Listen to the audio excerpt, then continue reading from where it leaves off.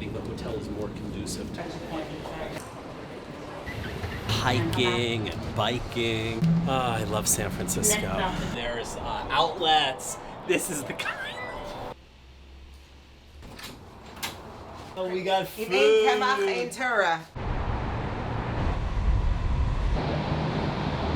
But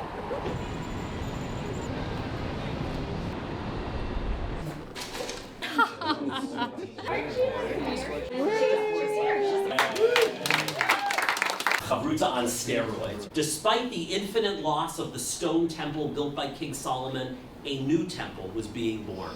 To read is always to comment. Why I must travel to a distant land, far from the home I love. Welcome to San Francisco!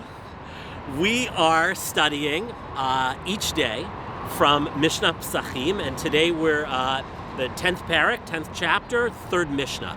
Heviu lefanav mitabel b'chazeret ad shemagia lefarperet hapat. Heviu lefanav matzah v'chazeret v'charoset u'shnei tavshilin af al pi she'ein charoset mitzvah.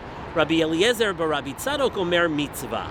Uvamikdash hayu mevi'im lefanav gufo shel pasach. So it goes through here all the food that they would set before him. He dips the lettuce and then the matzah, and they set before him matzah and charoset, and the Mishnah says charoset is not obligatory, but Rabbi Eliezer bar Tzadok says it is obligatory. And then we get to what I think is the most important line in this Mishnah. In the days of the temple, at this point, they would bring him gufo shel pasach. They would bring him the actual Pesach sacrifice. And I love this because I think this is like a testimony to rabbinic adaptation. Here's this thing, the Korban Pesach, the Paschal sacrifice, that was the central element of Pesach. It's the thing that the holiday is named for, Chag HaPesach. And then the rabbis are living in a time where the temple no longer exists. We don't bring the Paschal sacrifice anymore. And they're saying, we still do all these things. We still bring out the food in this certain way, and there's chazeret, there's lettuce, and then there's matzah, and there's charoset.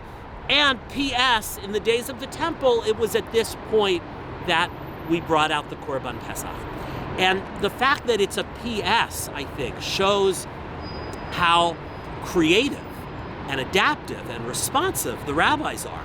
Because Pesach could have just fallen by the wayside. It could have been like all the sacrifices. We can't do it now, so it's just a part of our history, but they keep it alive, and we can do everything but the Korban Pesach.